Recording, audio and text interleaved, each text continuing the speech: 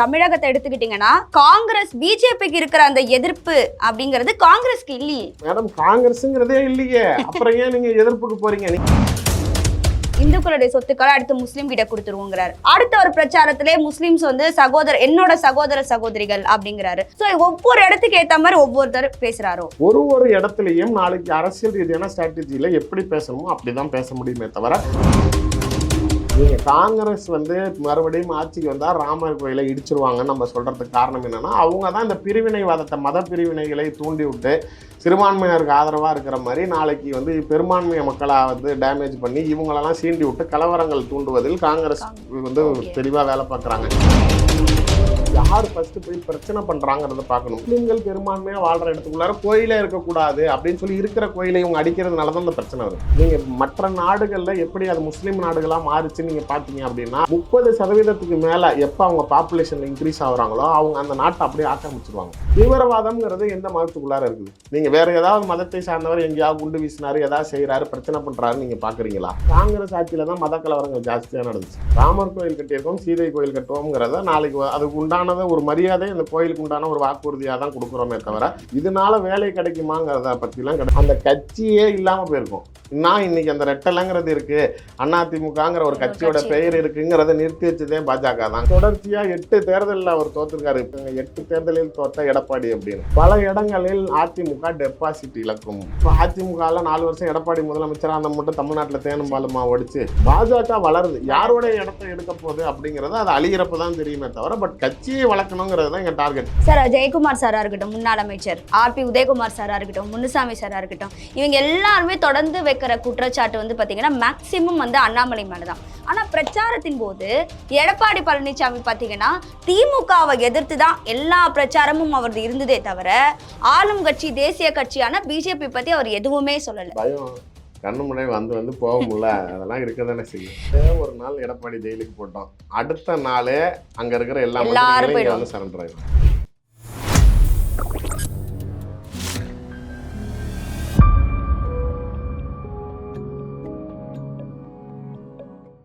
Globe 360 நேயர்களுக்கு வணக்கம். இன்னைக்கு நம்ம நிகழ்ச்சியில பாரதிய ஜனதா கட்சியின் நிர்வாகி திருச்சி சூர்யா அவர்கள் இணைஞ்சிருக்காரு. வணக்கம் சார், எப்படி இருக்கீங்க? சார் ஆக்சுவலா பாத்தீங்கன்னா தேர்தல் முடிஞ்சு ரொம்ப நாள் உங்களை ஆலய காணும் மாதிரி இருக்கே, மிஸ் ஆயிட்டீங்களா? இல்ல, தேர்தல் முடிஞ்சதுக்கு அப்புறம் என்னையே தேடுறீங்க. அதாவது நான் வேட்பாளரும் இல்ல, தேர்தல் சமயங்கள்ல தேர்தல் பண்ணி பார்த்தோம். அதுக்கப்புறமேல நம்மளுக்கும் குடும்பம் இருக்குது, சம்மர் வெக்கேஷன் கூட்டு போலன்னா டைவர்ஸ் ஆயிரும். அப்படி இல்ல, நீங்க என்ன பிரச்சாரத்துக்கு வேற மாநிலம் போயிட்டீங்க போல. இல்ல, 7 கட்ட தேர்தல் இருக்குல்ல, அது மேபி எனக்கு ஒருவேளை இந்த திராவிட கட்சிகள்லயே நான் பழகினதுனால எனக்கு வந்து நான் பர்சனலாவே நான் சொல்றது, எனக்கு தமிழ்நாட்டை விட்டு வெளியில போனாலே எனக்கு ஒரு நம்ம ஊர்ல இல்லைங்கிற மாதிரியான ஒரு ஃபீல்ல மாதிரி இருந்துகிட்டே இருப்பேன் நான். எனக்கு டெல்லி கூட கொஞ்சம் அக்கமடேட் ஆயிருக்கும், ஏன்னா அப்பா அடிக்கடி அங்க இருக்கிறனால அங்கதான் இருந்தேன். என்னுடைய கல்லூரியுமே நான் டெல்லியில தான் படிச்சேங்கிறதுனால எனக்கு அது கூட பெருசா தெரியாது. பட் அதர் ஸ்டேட் டிராவலிங்கிறது நான் யூஸ்வலா விரும்ப மாட்டேன். எனக்கு திராவிட கட்சிகள் திமுகலயே நான் ஏற்கனவே ரொம்ப பயணிச்சேன். எனக்கு தமிழ்நாட்டுக்குள்ளார மாவட்டமா சுத்த பிடிக்கும். ராத்திரி பகலா நீங்க தூங்காம கூட அலைய விட்டீங்கன்னா ஆமா, எனக்கு வந்து இப்ப தெலுங்கானாக்கு போங்க, ஆந்திரா நம்மளும் நம்ம வச்சுக்கிறோங்க, இங்க போய் நம்ம 4 பேர்ட்ட சொன்னா கூட ஓட்டு போடுவாங்க, அங்க போய் நான் நடிகராங்க. அதாவது இப்ப எங்க தலைவர் அது கட்சி இருக்குது, நான் பாப்புலர்லாம் கிடையாது. நீங்க இப்ப தலைவர் இருக்கிறாங்க, எங்க தலைவர் இருக்கிறாருன்னா அவர் வந்து கொஞ்சம் எல்லா ஏரியாலையுமே க்ரௌடு பிள்ளைங்க. இப்ப கேரளால, கர்நாடகா, ஆந்திரா, எல்லா தெலுங்கானா அவருடைய பிரச்சாரங்கள் எல்லாத்துலேயுமே நீங்க க்ரௌட்ஸ் பார்க்கலாம். அவருடைய பேச்சுக்கு அவர் வந்து ஒரு ஈர்க்கும் சக்தியா இளைஞர்கள் இருக்காங்க. அதனால அவர் அங்க போனா நாளைக்கு அதனால வாக்கு வரும்னு சொல்லலாம். நம்ம உள்ளூர்ல இருக்கிறது தான் நம்மளுக்கு தகுதியானதா இருக்கும். நான் அதனால தான் எலெக்ஷன் வரைக்கும் நல்லா ஆக்டிவா இருந்தோம். அதுக்கப்புறமேல கொஞ்சம் ஃபேமிலி இதனால அப்ராடு போயிட்டேன், நான் இங்கே இல்லை, அதனால ஒரு பிரேக் இருந்துச்சு, மற்றபடி ஒன்றும் இல்லைங்க. சார் ஆக்சுவலி இப்போ வந்து இந்த 7 கட்ட தேர்தலில் தமிழ்நாடுக்கு அப்புறமா நீங்கள் ஒவ்வொரு கட்ட தேர்தலையும் பார்த்துட்டு தான் இருக்கீங்க. ஒவ்வொரு கட்சி தலைவர்களும் பேசுறது வந்து நீங்கள் உன்னிப்பாக கவனிச்சுட்டு தான் இருப்பீங்க. அதுலேயும் குறிப்பாக வந்துட்டு பாரதிய ஜனதா கட்சியில் பேசுகிற எல்லா தலைவர்களுக்குமே ஏதாவது ஒரு விமர்சனம் முன்வைக்கப்படுது தான். குறிப்பாக மோடி அவர்கள் பேசும்போது, நேற்று நடந்த ஒரு பிரச்சார கூட்டத்தில் கூட உத்தரப்பிரதேச மாநிலத்தில் அவர் பேசும்போது தென்னிந்தியர்களுக்கு வட இந்தியர்களை பிடிக்காது அப்படின்ற மாதிரி அந்த கருத்தை முன் வச்சிருக்காரு. சார் இதனால அந்த கிளாஷ் ஏற்பட வாய்ப்பு இருக்குல்ல? சார் அந்த கிளாஷை வந்து அதாவது நீங்கள் நிதர்சனமாக இருக்கிறத பேசி தான் மேடம் ஆகணும். நீங்கள் அவர் பேசுறதுனால இது சண்டை வரப்போதா அப்படின்னா கிடையாது. ஆனால் இப்போ நீங்கள் உங்களுடைய மாநிலத்துடைய முதலமைச்சர் வந்து திராவிட மாடலுங்கிறாரு, திராவிட முதலமைச்சருங்கிறாரு. திராவிடம்னா என்ன? நீங்கள் உங்களுடைய மொழி சார்ந்து எல்லாத்தையும் வந்து இப்போ ஆந்திரா, கர்நாடகா, தெலுங்கானா, தமிழ்நாடு, தென்னிந்தியாவை குறிப்பிட்டு அவர் பேசுறாரு. தென்னிந்தியாவுடைய மொழிகள் சார்ந்துதான் திராவிடம்ங்கிறது பிரிக்கப்படுது. அப்ப நீங்க திராவிடத்துக்கு மட்டும்தான் நீங்க சில இடங்கள்ல வந்து இப்ப நீங்க மற்ற மாநிலங்கள்ல பாஜக ஆளலாம், ஆனா நீங்க வந்து தென்னிந்தியாக்குள்ளாரு நாங்க இருக்கிற இடத்துல நீங்க உள்ள வர முடியாது, இங்க உங்களை ஏத்துக்க மாட்டோம், நாங்க வேற, நாங்க மொழிக்கு முக்கியத்துவம் கொடுக்குறவங்க, கலாச்சாரத்துக்கு முக்கியத்துவம் கொடுக்குறவங்க, உங்களுடைய ஜம்பங்கள் எங்க கிட்ட பழிக்காதுங்கிறப்ப நீங்க இந்த மாதிரியான பேச்சுக்களை பேசி ஏற்கனவே ஒரு பிரிவினைவாதத்தை உருவாக்கி வச்சிருக்கிறீங்க. அப்ப இது இருக்குங்கிறத நம்ம சொல்லி தானே ஆகணும். ஆனா இங்க வட இந்தியர்கள் நம்ம சென்னையிலே இல்ல தமிழ்நாட்டிலே வந்து வேலை செய்யும்போது நம்ம அவங்களை எதிர்க்கிறது இல்லையே சார், வரவேற்கிறோம். ஐயோ நீங்க என்ன இங்க நீங்க ஜேர்னலிசத்துல இருக்கிறீங்க, களத்துல இருக்கிறீங்க, பாக்குறீங்க. நீங்க எவ்வளவு பிரச்சனைகள் சமீபத்துல வந்து வெளிநாட்டுல இருக்கிறவங்க எல்லாம் இங்க வந்து வெளி மாநிலக்காரங்க வட இந்தியர்கள் அதிகமா இங்க வர ஆரம்பிச்சிட்டாங்க, இங்க வேலை செய்யறாங்கன்னு சொல்லி தமிழர்கள் அவங்கள வேலையை விட்டு போங்கன்னு மேடம் நீங்க உண்மையிலே பாத்தீங்களா இல்லையா? சென்ட்ரல் ஸ்டேஷன்ல நீங்க ரயில்வே ஸ்டேஷன்ல நான் அன்னைக்கு கண் கூட பார்த்தேன். நீங்க வந்து பெட்டி பை கையில கிடைச்சதை எடுத்துக்கிட்டு நம்ம இங்க இருக்க வேணாம், வேலையே வேணாம், நம்ம போயிருவோங்கிற அளவுக்கு எல்லா ஊர்லயும் நாளைக்கு அவங்கள அடிக்க ஆரம்பிச்சாங்க. நீங்க இதே மாதிரி நம்ம தமிழர்கள் பல பேர் நாளைக்கு பல மாநிலங்கள்ல வேலை செய்யறாங்க. அந்த மாதிரியான பிரச்சனைகள் பிரிவினைகளை நீங்க தான் உருவாக்குறீங்க. தமிழ்நாட்டுக்குள்ளார நாங்க மட்டும்தான் இருக்கணும், அவங்க வரதே கூலி தொழிலுக்கு தாங்க, அவங்க முதலாளித்துவத்துக்காக வரல, அவங்க நாளைக்கு வேலை செய்யறதுக்கு தான் வராங்கிறப்ப நீங்க அதையே ஏத்துக்க மாட்டேங்கிறீங்க. ஹோட்டலுக்கு போறோம், ஹோட்டல்ல பூரா இவங்க தான் இருக்கிறாங்க, ஹோட்டல் எங்க போனாலும் சரி நாளைக்கு இவங்க தென்னிந்தியர்கள் தான் வேலை செய்யறாங்கன்னு சொல்லிட்டு நீங்க ஒரு நீங்க இதே திமுகவில் இருக்கக்கூடிய ஒரு சில தலைவர்கள் அமைச்சர்கள் அந்த வார்த்தைகளை விட்டாங்க. எல்லா இடத்துலயும் தென்னிந்தியர்கள் வர ஆரம்பிச்சிட்டாங்க, வேலைக்கெல்லாம் அவங்க தான் வராங்க, வட இந்தியர்கள் வராங்க, இவங்க தான் வேலை செய்யறாங்கன்னு சொல்லி திமுக அமைச்சர்கள் பேச ஆரம்பிச்சிங்க. உங்க கூட்டணி கட்சி தலைவர்கள் பேச ஆரம்பிச்சாங்க. இங்க இருக்கக்கூடிய அரசியல் கட்சி தலைவர்கள், முக்கியமான தலைவர்கள் இந்த கருத்துக்களை பதிய வச்சு மக்கள்கிட்ட ஒரு கிளர்ச்சியை ஏற்படுத்தி கலவரம் பண்ணாம இருந்தீங்களா நீங்க? அப்புறம் எப்படி அதை பேசாம இருக்க முடியும்? பிரச்சனை பண்றது நீங்கிறப்ப அதை எப்படி அதை சொல்லாம இருக்க முடியும் சொல்லுங்க சார். ஆக்சுவலா ஆனா வந்து நீங்க சொன்ன கருத்தை ஒத்துக்கிறோம், வட இந்தியர்கள் இங்க வராங்க, அந்த குற்றச்சாட்டு எழுந்தது, அப்ப அந்த பிரச்சனை நடந்தது. ஆனா அதுக்கு தமிழக அரசு வந்து இல்ல, இங்க வட இந்தியர்கள் பாதுகாப்பா தான் இருக்கிறாங்கன்றத முன் வச்சு மற்ற மாநில அமைச்சர்களோடையும் அவர் பேசினாரு. இதுல என்ன குறிப்பா பாத்தீங்கன்னா சார், வட இந்தியர்கள் இங்க ஒரே நிமிஷம், வட இந்தியர்கள் இங்க வந்தா ஓட்டுரிமை அவங்களுக்கு வழங்கப்படும், அப்போ வந்து பிஜேபியோடைய பின்பம் வந்து இங்க கொஞ்சம் ஸ்ப்ரெட் ஆக வாய்ப்பு இருக்கு, அப்போ அவங்களுக்கு ஓட்டுரிமை வழங்கினா அவங்களும் இங்க ஓட்டு போட ஆரம்பிச்சிருவாங்க அப்படி. ஆனா நீங்க ஒத்துக்கிறீங்கல்ல சார், இப்போ சென்னையில அதிகமா வட இந்தியர்கள் இருக்காங்களா இல்லையா? சென்னை விட்டுருங்க, குறிப்பா தமிழ்நாட்டுல. மேடம் நான் ஒண்ணு சொல்றேன், உங்களுடைய முதலமைச்சர் வந்து இங்க அந்த மாதிரி எந்த பிரச்சனையும் இல்லைன்னு எப்ப சொல்ல ஆரம்பிச்சாருன்னா, பீகார்ல இருக்கக்கூடிய ஒரு அரசியல் கட்சி தலைவர் இங்க அந்த மாதிரியான தென்னிந்தியர்கள் அடித்து கொலை செய்யப்படுகிறார்கள் அப்படின்னு சொல்லி ஒரு குற்றச்சாட்டு எழுந்தப்பதான் நாளைக்கு இவங்க ரொம்ப நியாயமா நடக்கிற மாதிரி பேசினாங்க. அதான் இவங்க கட்சியில இருக்கிறவங்க எல்லாம் நாளைக்கு பீகார்ல இருந்து வரவங்க எல்லாம் பீடா போடுறதுக்கும் நாளைக்கு பானிபூரி விற்கிறதுக்கும் தான் வரான், இதுக்கு தான் அவன் பிரயோஜனப்படுவான், அதுக்கு மேல ஹிந்தி தெரிஞ்சவங்களோ நாளைக்கு வந்து நீங்க தென்னிந்தியர்கள்னு நீங்க வட இந்தியர்கள்னு வச்சாலே அவங்களுடைய தகுதிகள் இதுதான் அப்படின்னு சொல்லி நீங்க பேசினப்பெல்லாம் உங்களுடைய கட்சி தலைவர் கை கட்டி வேடிக்கை பார்த்துக்கிட்டு தான் இருந்தாருங்கிறப்ப நீங்க தான் நாளைக்கு அவங்கள தரம் தட்டுறீங்க, நீங்க தான் நாளைக்கு தாழ்த்தி பேசுறீங்க, நீங்க தான் பிரிவினைவாதத்தை தூண்டுறீங்க. இதற்கு அப்பாற்பட்டு நீங்க வெளி மாநிலத்துல இருந்து கூட்டிட்டு வந்து இங்க நீங்க கொண்டுட்டு வந்து இப்ப நீங்க காங்கிரஸ் நாளைக்கு 10 வருஷம் ஆண்டுச்சு, அப்ப நாளைக்கு அவங்க வட இந்தியாலையும் அவங்க சர்வாதிகாரத்தோட தான் இருந்தாங்க, பல மாநிலங்கள்ல காங்கிரஸும் ஆழ்ந்துகிட்டு தான் இருந்தாங்கிறப்ப அப்ப அவங்களாம் இங்க வந்தா ஏன் காங்கிரஸுக்கு ஓட்டு போட மாட்டாங்கன்னு உங்களுக்கு ஏன் அந்த நம்பிக்கை வர மாட்டேங்குது? ஒண்ணு. இன்னொன்னு, நீங்க ஒரு நிதர்சனமா பேசுங்க, நாளைக்கு நீங்க அங்க இருந்து கூட்டு வரவங்கள இங்க வச்சு நாளைக்கு என்ன ஒரு எம்பி எலெக்ஷன்ல ஒரு குறைந்தபட்சம் ஒரு எம்பி எலெக்ஷன்ல 20 லட்சம் வாக்காளர்கள் வரீங்க. நாளைக்கு ஒரு தொகுதிக்குள்ளார எங்களை எவ்வளவு பேர் அங்க இருந்து ட்ரெயின்ல இறக்கிற முடியும்? இந்த சிங்கம் படத்துல சூர்யா சொல்ற மாதிரி என் ஊர்ல இருந்து டெய்லி 10 ட்ரெயின் வருது, இந்த ட்ரெயினுக்கு 100 பேர் இறக்கி காட்ட வாங்குற மாதிரி இது என்ன படமா? அது வரவங்க வேலை செய்யறாங்க, பட் வரவங்களுக்கு எப்படி குடியுரிமை கொடுக்க முடியாம இருக்கணும்? இப்ப நீங்க தமிழர்கள் நாளைக்கு வெளிநாடுகள்ல போறோம், வெளிநாடுகள்ல போய் இருக்கிறோம், அதனால நீ அங்க இருந்து வந்தவன் ஒன்னால உனக்கு பாஸ்போர்ட் கிடையாது, உனக்கு ரெசிடென்ட் கொடுக்க முடியாது, ரேஷன் கார்டு கொடுக்க முடியாது, ஓட்டர் ஐடி கொடுக்க முடியாதுன்னு சொன்னா ஏத்துக்குவீங்களா? வரவர்கள் இங்க நாளைக்கு அவங்களுக்கு தேவையானங்கிறது அரசாங்க ரீதியா நம்ம அதை கொடுத்துதான் ஆகணும். அதான் அவங்களுடைய மனநிலைகள் மாறலாமே. நீங்க ஏன் நாளைக்கு நீங்க கம்ப்ளீட்டா எப்படி பிராண்ட் பண்றீங்க அப்படின்னா, நாங்களாம் உங்களை வேணாம்னோ, ஆனா வட இந்தியர்கள்லாம் உங்களை வேணுங்கிறாங்க, அதனால நீங்க வட இந்தியர்களை இந்தியர்களை கூட்டு வந்து இங்க வர வச்சு நீங்க உங்களை வர வச்சுருவீங்க வச்சுக்கோங்க. அப்படின்னா அப்ப நீங்க வட இந்தியர்கள் மட்டும்தான் எங்களை வேணும்னு நினைக்கிறாங்கிறத நீங்க ஏன் நினைக்கிறீங்க? ஆனா ஓட் ரேஷியோ அங்கதானே சார் அதிகமா இருக்கு. காங்கிரஸுமே தேசிய கட்சி தானே மேடம். நீங்க இதே மாநிலங்கள்ல வட இந்தியாக்கள்ல எல்லாம் நீங்க நீங்க ஆட்சி புரிஞ்சிருக்கீங்கல்ல, அப்ப நாளைக்கு உங்களுக்கு சாதகமா இருந்தாங்களே அதே வட இந்தியர்கள் உங்களுக்கு காங்கிரஸுக்கு இல்ல சாதகமா சார், ஆக்சுவலா காங்கிரஸ் வந்து இப்போ தமிழகத்தை எடுத்துக்கிட்டீங்கன்னா காங்கிரஸ் பிஜேபிக்கு இருக்கிற அந்த எதிர்ப்பு அப்படிங்கிறது காங்கிரஸ்க்கு இல்லையே மேடம். காங்கிரஸுங்கிறதே இல்லையே, அப்புறம் ஏன் நீங்க எதிர்ப்புக்கு போறீங்க? நீங்க காங்கிரஸுங்கிறது இன்னைக்கு உயிர்ப்போட இருக்குது அப்படின்னா அது நாளைக்கு திமுகவால மட்டும்தான் ஆக்சிஜன்ல வாழுது. நீங்க முன்னாடி இருந்த எம்பிகள்லயுமே கடந்த முறை தேர்தலையுமே 10 சீட்ல அவங்க ஜெயிச்சாங்களே தவிர நாளைக்கு அது திமுகவோட கூட்டணினால 40க்கு 40 வந்ததுனால அவங்களுக்கு 10 வந்துச்சு. சட்டமன்ற தேர்தலையும் அவங்க கூட்டணியில இருந்ததுனால ஜெயிச்சாங்க. இந்த முறையும் நாளைக்கு அவங்களுக்கு என்ன வரப்போகுதுங்கிறது திமுகவை சார்ந்துதான். நாங்க அதிமுகவை வச்சுதான் பிஜேபி வாழ்றோம்னு சொன்னீங்க. நாங்க இல்லைன்னு வெளியில வந்து நாங்க ஸ்டாண்ட் பண்ணி காட்டுறப்பதான் எங்களோட இண்டிவிஜுவாலிட்டியை காட்ட முடியும். பட் அந்த மாதிரி ஒரு கட்சியே இல்லைங்கிற சூழ்நிலையில நீங்க அதை பத்தி எப்படி பேச முடியும் சொல்லுங்க சார்? ஆக்சுவலா வடக்கு வாழ்கிறது தெற்கு தேய்கிறது அப்படின்னு அந்த கொட்டேஷன் நீங்க கேட்டிருப்பீங்க.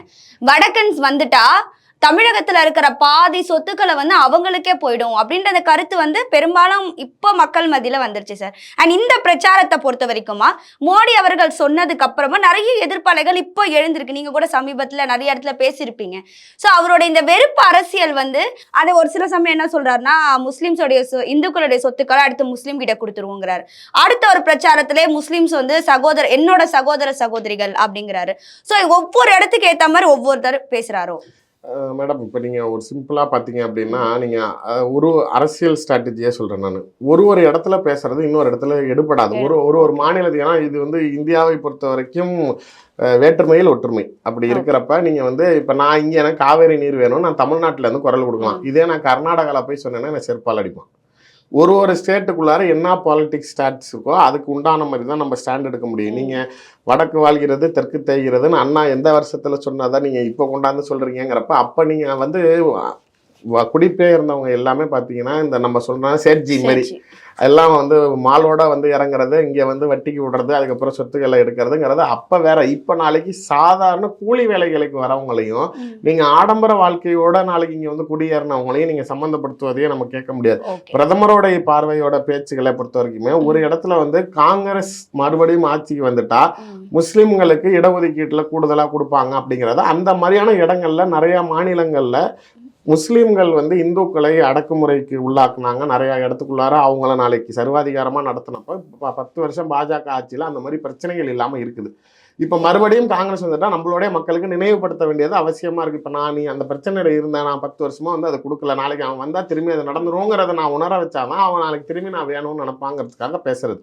இன்னொரு இடத்துல நாளைக்கு முஸ்லீம்கள்லாம் என் சகோதரர்கள் சொல்கிறோம் அப்படின்னா அந்த இடத்துல எந்த பிரச்சனையும் இல்லை. நாங்கள் நாளைக்கு இந்து மக்களையோ இல்லை மதம் பார்க்காமல் எல்லாத்தையும் எப்படி சமமாக நடத்துகிறோமோ அது மாதிரி உங்களையும் பார்க்குறோம். சித்தரிக்க காங்கிரஸோ இல்லை எதிர்கட்சிகளோ நாளைக்கு முயற்சி செஞ்சாலும் அந்த மாதிரியான எண்ணங்கள் இல்லை, நீங்களும் என்னுடைய சகோதரர்கள் தான் சொல்கிற மாதிரி ஒரு இடத்துலையும் நாளைக்கு அரசியல் ரீதியான ஸ்ட்ராட்டஜியில் எப்படி பேசணுமோ அப்படி தான் பேச முடியுமே தவிர அதை வந்து கருத்தை மாற்றி பேசுகிறாங்கன்னு அந்த இடத்துக்கு தகுந்த மாதிரியான விஷயங்களை நம்ம பேசிதான். இப்போ நீங்கள் என்கிட்ட மேடையில் கேமரா முன்னாடி பேசுகிற மாதிரியே உங்க வீட்டுக்கு அட்ட பிள்ளைங்க கிட்ட பேசுவீங்களா? ஸோ இடத்துக்கு தகுந்த மாதிரி நீங்கள் எப்படி உங்களை மாற்றிக்கொள்கிறீர்களோ அதற்குண்டான கருத்துக்களும் அதற்குண்டான வெளிப்பாடுகளும் தான் அவருடைய பேச்சில் இருக்க தவிர அது அரசியல் ரீதியான வாக்கு எண்ணிக்கையிலையும் கிடையாது, அரசியல் ரீதியாகவும் கிடையாது. இப்போ ராமர் கோவிலை வச்சுதான் பிஜேபி வளருது அப்படின்ற ஒரு பேச்சு வந்திருக்கு சார். எனக்கு குறிப்பா இந்த புல்டோசர் மேட்டர், யோகி ஆதித்யநாத் வந்து எலெக்ஷனுக்கு அப்புறமா அந்த புல்டோசரை எங்கெல்லாம் பயன்படுத்துவாரு நம்ம பார்க்கலாம் அப்படின்ற ஒரு கொஸ்டின் மார்க்கோட மோடி அவர்கள் முடிக்கிறார். எங்கெல்லாம் யோகி ஆதித்யநாத் யூஸ் பண்ணுவான்னு நினைக்கிறீங்க புல்டோசரை? ஆக்கிரமிப்பு இடங்கள்ல நாளைக்கு அரசாங்கத்துக்கு கையகப்படுத்தி கொடுப்பாரு. அதாவது மேடம் நீங்க ராமர் கோயிலை வைத்து தான் பாஜக அரசியல் செய்கிறது. நாளைக்கு ராமர் கோயிலை விட்டா உங்களுக்கு வேற என்ன இருக்குது? கட்டுறாங்கிறாங்களே தவிர ஆட்சிக்கு வரப்பெல்லாம் கட்டாமையா இருக்காங்கிற குறைகள் இருந்துச்சு. இன்னைக்கு நாளைக்கு சொன்னதை செஞ்சு காட்டிட்டாங்க. So first factor. இன்னொன்னு அது உண்மையிலே நீங்க தான் நாளைக்கு அதை ஒரு இந்து கோயிலுங்கிறனால இவ்வளவு கேவலப்படுத்துறீங்க. இதுவே நாளைக்கு அந்த இடத்துல வேற ஏதாவது கோயில் இருந்துச்சுன்னா இங்க இருக்கிறவங்களாம் அதை விமர்சனம் பண்ணி இல்ல சார், மசூதி இடிச்ச இடத்துல நீங்க அந்த ராமர் கோயிலை கட்டினதானே இப்போ ஸ்டாலின் மாதிரியே பேசாதீங்க மேடம். நீங்க சுப்ரீம் நாங்க கோர்ட்டே வந்து சொல்லிருக்குது ஒரு நெறியாளர் தானே சார். அது வந்து ஒரு இந்த தமிழ்நாட்டுக்குள்ளார அந்த வரிகளை பயன்படுத்தியது உதயநிதி மட்டும்தான். நீங்க வந்து சுப்ரீம் கோர்ட்டோட ஸ்டேட்மெண்ட்லயே கம்ப்ளீட்டா தெளிவா போட்டிருக்காங்க. அதற்கு முன்னாடி என்ன தர்கா இருந்ததுக்கு முன்னாடி அங்கே கோயில் இருந்துச்சு, இந்து கோயில் இருந்தது. அங்கே இருந்த மன்னர் ஆட்சியில் நாளைக்கு அவங்க ஆக்கிரமிப்பு செய்தப்ப அந்த கோயிலை இடிச்சிட்டு நாளைக்கு வந்து அவங்க மசூதி கட்டியிருக்கிறாங்கிறப்ப, அப்போ நீங்கள் சொல்கிற மாதிரி ஒன்றை இடிச்சிட்டு இன்னொன்று வந்தது தப்புங்கிற மாதிரி, அப்போ நியாயமாக பார்த்தா அங்கே கோயில் இருந்ததை இடிச்சிட்டு தர்கா வந்தது தான் தப்புன்னு சொல்லணும். ஸோ இதுதான் நாளைக்கு தீர்ப்பாக இருக்குது. இதில் தீர்ப்பு உச்சநீதிமன்றத்தின் தீர்ப்பு, நான் தனிப்பட்ட முறையான கருத்து சொல்லலை. தீர்ப்பு வந்து அதுதான் வந்திருக்குதுங்கிறப்ப, சார் மேடம் தீர்ப்பு வந்துருச்சு, நாளைக்கு அதை கட்டி முடிச்சிட்டோம். இது உண்மையிலேயே வட இந்தியா பக்கத்தோ இல்லை நாளைக்கு பொதுவாக பாஜகவை ஆதரவாளர்களாக இருக்கிறவங்க எல்லாருமே இதை ஒரு பெருமையான விஷயமா பார்க்குறாங்க.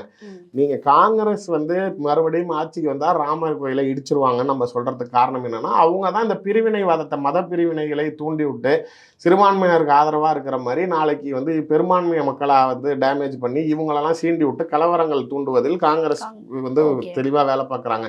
நீங்கள் நாளைக்கு நாளைக்கு வயநாடுக்கு போகிறீங்க, கேரளாவுக்கு போகிறீங்க, அங்கே நாளைக்கு வந்து தலையில் கர்ச்சிப் கட்டிட்டு, இங்கே தமிழ்நாட்டுக்கு வந்தப்பையும் அந்த ஸ்டண்ட் அடிச்சார், கர்ச்சிப் கட்டிட்டு தர்காவுக்கு போகிறவர் ராகுல் காந்தி. நாளைக்கு நீ ஒரு நாட்டுடைய மக்கள் எல்லாரும் பெரும்பான்மையாக இருக்கிறவங்க கும்பிடுற ஒரு தெய்வம், ஒரு பெரிய விஷயம் நடந்திருக்குங்க, ஒரு ஹிஸ்டாரிக்கல் ஈவெண்ட் தானே அது. அப்படி இருக்கிறப்ப நீ சாதாரணமாக நீ வந்து சாமி கும்பிட்டுட்டு போயிருக்கலாமே. அறவே நாளைக்கு ராகுல் காந்தி ராமர் கோயிலுக்குள்ளார வந்தது தடுத்தது ஏன் வராமல் இருந்தார், ஏன் தடுத்து அவர் தன்னை போகக்கூடாதுன்னு நினச்சிக்கிட்டாரு. அப்போ அந்த கோயில் மேலேயோ இல்லை மதத்து மேலேயோ இல்லை அந்த தெய்வத்தின் மேலேயோ ஏதோ ஒரு கடுப்பை கட்டுறாருங்கிறப்ப அதை அவர்கள் விரும்பலாங்கிறப்ப, இல்லை அது பாஜகவுடைய சாதனையாக பார்க்குறாங்கிறப்ப அந்த இடத்துக்கு நம்ம போனால் நம்மளே அவங்க செஞ்சதை வந்து பாராட்டுற மாதிரி இருக்குங்கிறப்ப, அப்போ அவங்க ஆட்சிக்கு வந்து அதை என்ன செய்வாங்க, அது இருக்கக்கூடாதுன்னு தானே நினைப்பாங்க. இப்போ புரிதலுக்கே சொல்கிறேன், இப்போ கண்ணகி சிலை வைக்கிறான், கலைஞர் வச்சாரு, ஜெயலலிதா முதலமைச்சர் வந்தோன்னே எடுத்துடுறாங்க, மறுபடியும் கலைஞர் இருந்தோன்னே வைக்கிறாரு. ஸோ இது வந்து ஒரு தனிப்பட்ட முறையில் சில அரசியல் கட்சிகளுக்குள்ளே இருக்கிற மாதிரி. இப்போ காங்கிரஸ் வந்து அதை அழிச்சிடும், நான் எவ்வளோ பேர் சந்தோஷப்பட்டு அந்த கோயில் இருந்துச்சுன்னா அதை அவன் வந்தால் நாளைக்கு திரும்பி எடுத்துருவான் அப்படிங்கிறது ஒரு சாதாரண கருத்து தானே. இந்த கோவில் மேட்ரு இருந்தா கூட வாக்குறுதிகள் நம்ம பிஜேபி இது எடுத்துக்கிட்டா, ராகுல் காந்தி என்ன சொல்றாருன்னா, வேலை வாய்ப்பு அதிகரிக்கப்படும், நாங்க ஆட்சிக்கு வந்தா வேலை வாய்ப்பு அதிகப்படும், இது ஆப்வியஸா எல்லா கட்சியிலும் சொல்றதுதான். பிஜேபி வாக்குறுதியில சீதா கோவில் கட்டப்படும் அப்படின்னு சொல்றாரு. இப்போ சீதா கோவில் கட்டினா வேலை வாய்ப்பு கிடைக்குமா அப்படின்றது இப்போ கேள்விக்குறியா இருக்கு. ஆனா அதே மாதிரி நிறைய பிஜேபி பிரச்சாரம் போற இடத்துலலாம் பள்ளிவாசலுக்கு வந்து நோக்கி அம்புகளை ஏற்படுத்து சார், அதையும் நீங்க அந்த வீடியோஸ் எல்லாம் பார்த்துருப்பீங்க. ஸோ இதெல்லாம் ஒரு நாளைக்கு கோயிலுக்குள்ளார வந்து காவி கொடியை ஏற்றிட்டு தேசிய கொடி ஏற்றின கதையெல்லாம் பார்த்துருக்கீங்க. அதான் சார், இந்த மாதிரி மிக்ஸ்டான ஒரு மனநிலை இருக்கு, ரிட்டலியேஷன் நடக்கதான் செய்யும். அதாவது யார் ஃபர்ஸ்ட் போய் பிரச்சனை பண்றாங்கிறத பார்க்கணும். இங்க தர்காவே இருக்கக்கூடாது அப்படின்னு சொல்லி அதை நாளைக்கு ஒரு இந்து மக்கள்லாம் போய் நாளைக்கு அதை அடிச்சு உடைச்சு அங்கே நாளைக்கு அதை செய்யறாங்கிறதுனால முஸ்லீம்கள் செஞ்சா பரவாயில்ல. ஆனா நாளைக்கு எங்க ஏரியா முஸ்லீம்கள் பெரும்பான்மையா வாழ்ற இடத்துக்குள்ளார கோயிலே இருக்கக்கூடாது அப்படின்னு சொல்லி இருக்கிற கோயிலை இவங்க அடிக்கிறதுனாலதான் இந்த பிரச்சனை வருது. உங்களுக்கு புரியுதுங்களா? அந்த மத கலவரம் ஆரம்பிக்கிறது எதனாலனா, என் இடத்துக்குள்ளார நீங்க சாதாரணமா சொல்றேன்னு, நீங்க இப்ப 3 தெய்வத்தையும் போட்டோ வச்சிருப்பாங்க, அதாவது இயேசுநாதரையும் வச்சிருப்பாங்க, மெக்காவும் வச்சிருப்பாங்க, பிள்ளையாரையும் வச்சிருப்பாங்க. நீங்க அந்த மாதிரி போட்டோ வச்சிருக்க எல்லா கடைகள், கோயில்கள், அலுவலகங்கள் எல்லாம் பாருங்களேன், அதெல்லாம் இந்துக்களா இருக்கும். யாராவது ஒரு முஸ்லீமோ கிறிஸ்டியனோ இன்னொரு மதத்தோடைய கதவுல ஏத்துக்கிறானான்னு பாருங்க, ஏத்துக்க மாட்டான். அப்படி இருக்கிற பார்வையில் நாளைக்கு நம்ம இடத்துக்குள்ளாரே ஒரு தர்கா இருந்துச்சு, வீட்டு பக்கத்துலேயே இருந்துச்சு, அவன் நாளைக்கு ஓதுறான் அப்படின்னா, உண்மையிலே நான் நிறைய டிவிகள் நிறைய வீடுகளில் பார்த்துருக்கேன். அந்த மாதிரி நோம்பு போவாங்க. இன்னொன்று வீட்டில் ஓடுற டிவியை கூட மியூட் பண்ணி வச்சுக்கலாம், எவ்வளோ பேர் அமைதியாக உட்காந்துருக்கு அதெல்லாம் பார்த்து. நம்ம நாளைக்கு எம்மதமும் சம்மதங்கிற மாதிரி நம்ம ஏற்றுக்கிறதா, அது அவங்களும் பக்குவம் அடையணும். நீங்கள் வேற இடத்துல இருந்து வந்தவர்கள், நீங்கள் இங்கேருந்து மதம் மாறினாலும் நாளைக்கு உங்களுடைய மதம், உங்களுடைய சித்தாந்தம், கொள்கைங்கிறது வேற இடத்துல இருந்து வந்தது.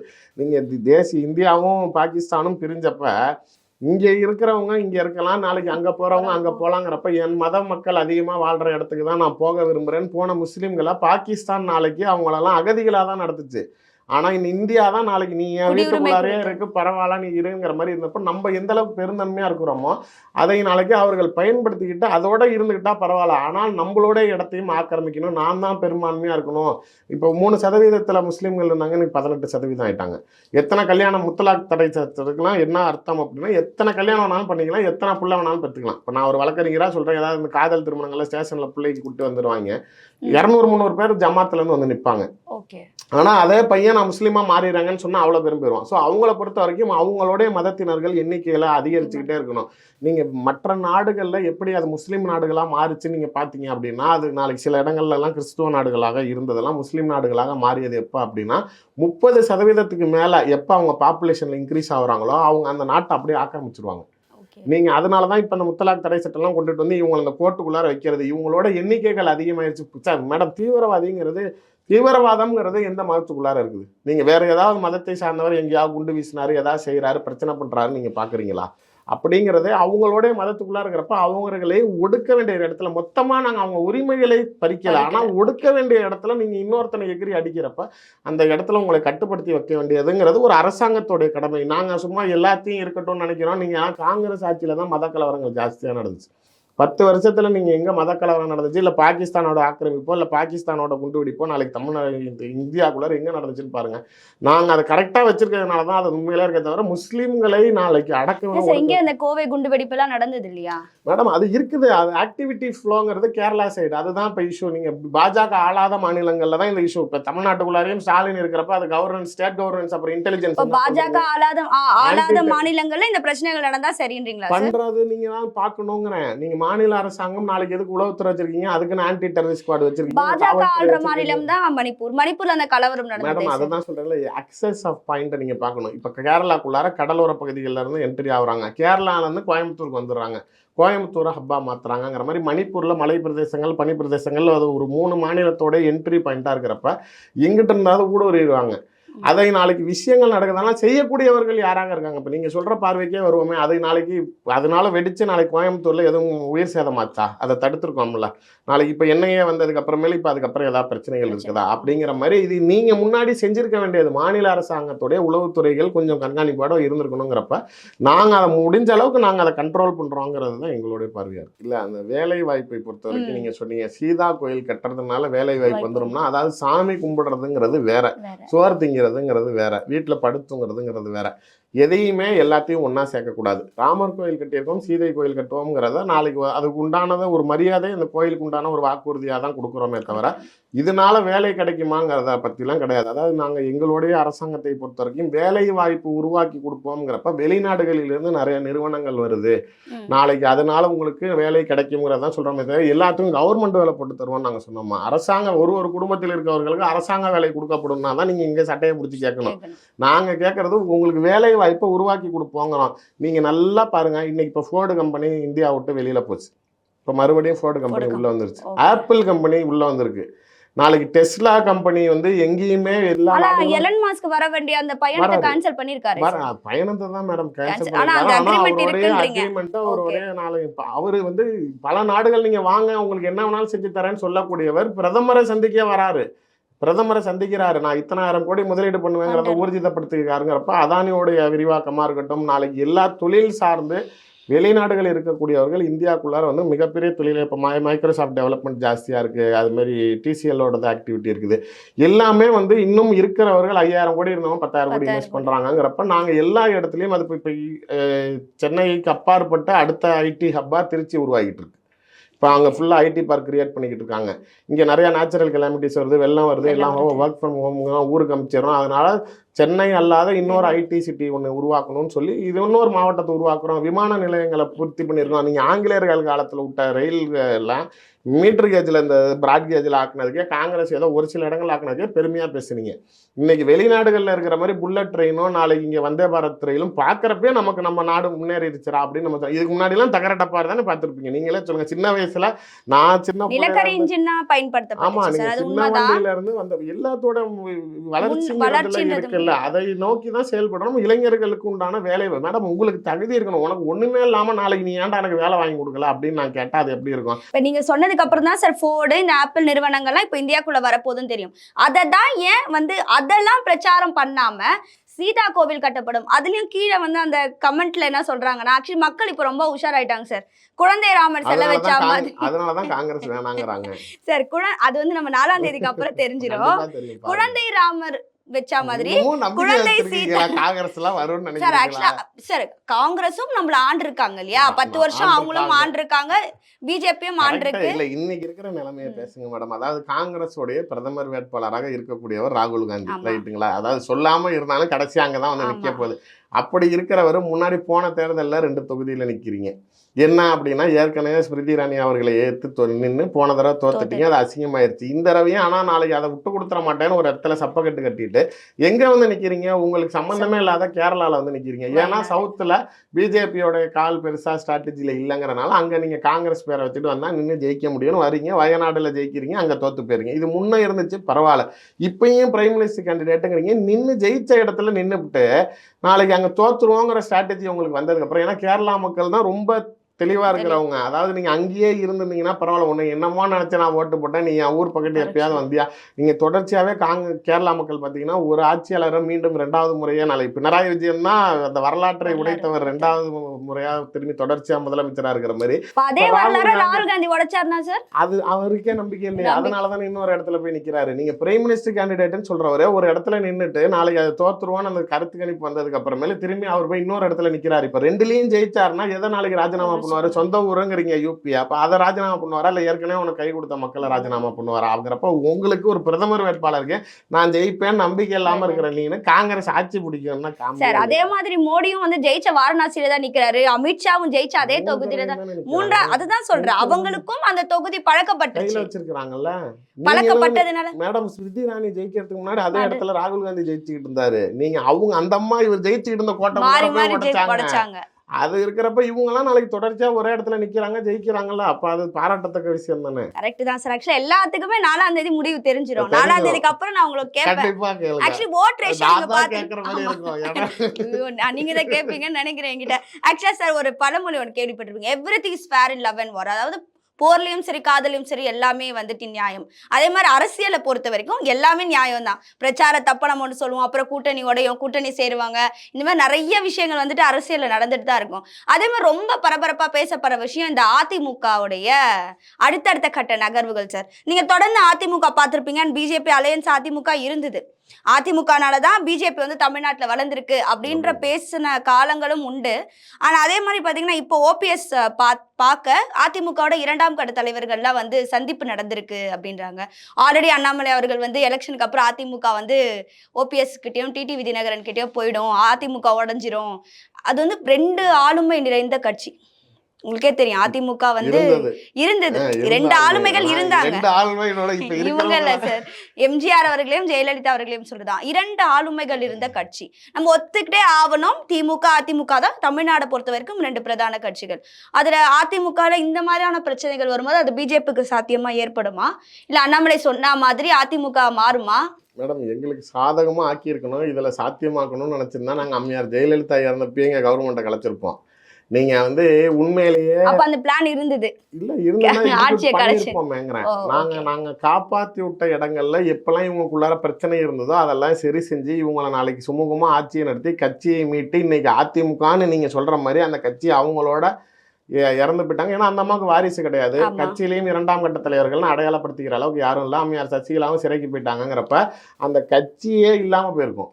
நான் இன்னைக்கு அந்த ரெட்டலைங்கிறது இருக்கு, அதிமுகங்கிற ஒரு கட்சியோட பெயர் இருக்குங்கிறத நிறுத்தி வச்சதே பாஜக தாங்கிறப்ப இப்போ இது வந்து தொடர்ச்சி ஆரம்ப கட்டத்துல ஓபிஎஸ்க்கும் எடப்பாடிக்கும் பிரச்சனை நடந்தப்ப கை கோர்த்து வச்சதுல இருந்து ஆரம்பிச்சு கடைசியாக ஈரோடு தேர்தலில் கூட 2 பேரும் திரும்பி சண்டை போட்டுக்கிட்டு சின்ன முடங்குற நிலைமைக்கு போனப்ப கூட எங்களால தான் அது நாளைக்கு திரும்பி மீட்டெடுக்கப்பட்டதுங்கிற மாதிரியான நிலைமைகள்ல நாங்க அவங்களுக்கு உதவிகரமா தான் இருந்தோம். நீங்க இந்த குடும்பத்துக்குள்ளார சண்டை நடக்கிறப்ப பஞ்சாயத்து பண்றவனை கெட்டவனாக்கி நீ இனிமேட்டு வேணாண்டா, நீ இல்லைனாலதான்டா நான் நிம்மதியா வாழ்வேன், நீங்க எனக்கு என்னப்பா கேடு, நீ என்னமோ பண்ணிக்க முட்டிக்க சாவிக்க போயெல்லாம் போன்னு வந்துடும். இப்போ எங்களை பொறுத்த வரைக்கும் அதிமுக வந்து டிடிவி தினகரன்ட்ட வரணும் இல்லை ஓபிஎஸ் கைக்கு வரணுங்கிற எண்ணமும் கிடையாது, எங்களுக்கு அது தேவையும் கிடையாது. எங்களுடைய கட்சி வளர்ச்சி அடையணும், நாங்கள் ஆட்சியை பிடிக்கணும் தமிழ்நாட்டிலங்கிறது தான் எங்களுடைய கண்ணோட்டமாக இருக்கு. ஆனால் கட்சியுடைய தொண்டர்கள் யார் பக்கத்து இருக்காங்க அப்படிங்கிறது தான் சூழ்நிலைங்கிறப்ப எடப்பாடி நாளைக்கு ஒற்றை தலைமையாக எடுத்தாலும் சரி, நீங்கள் தனிப்பட்ட முறையில் அவர் பாஸ் சேர்ல இருந்தப்பையும் அவர் எப்பெல்லாம் எல்லா தேர்தலையுமே அவருடைய தோல்வி.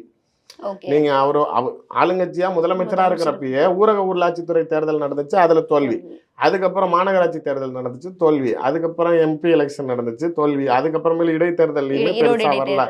அப்படி இருக்கிறப்ப நீங்க தொடர்ச்சியா 8 தேர்தலில் அவர் தோத்துருக்காரு. போஸ்டரே அதிமுக ஒரு மாவட்டத்தில் ஒட்டியிருக்காங்க, 8 தேர்தலில் தோத்த எடப்பாடி அப்படின்னு. இப்போ இது 9வது தேர்தல். இப்போ இதுலயும் நாளைக்கு நான் வெளிப்படையா சொல்றேனே, பிஜேபி ஒரு சாதாரண ஒரு கணக்கில் போட்டு பாருங்க, பிஜேபியோடைய வளர்ச்சிங்கிறது கண்டிப்பா நாளைக்கு எல்லா மாவட்டத்திலையும் இருக்கும்னு சொல்றோம். இரட்டை இலக்கத்துல எங்களுடைய வாக்கு சதவீதம் உயரும் சொல்றாங்க. அப்படிங்கிறப்ப ஆட்டோமேட்டிக்கா எங்களுக்கு செகண்ட் பிளேஸ் வந்துடும். சார் புரியுது. திமுக மேல ஒரு அதிருப்திங்கிறது இருக்குது.